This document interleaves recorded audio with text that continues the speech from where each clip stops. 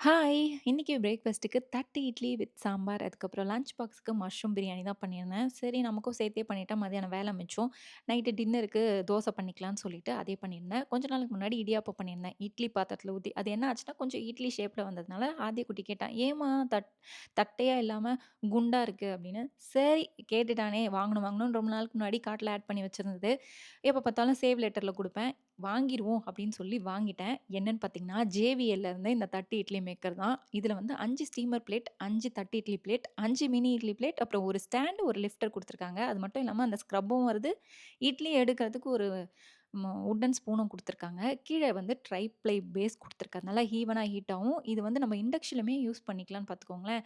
So ரொம்ப நாளா நெனச்சு வாங்கணும்னு நெனச்சிருந்தேன். கரெக்ட்டா வந்துருச்சு. சரி எல்லாத்தையும் ட்ரை பண்ணிடுவோம்னு ஒரே அடுக்குல 3 தட்டு இட்லி ஊத்துனேன். ஒரே ஒரு பிளேட்டு மினி இட்லி.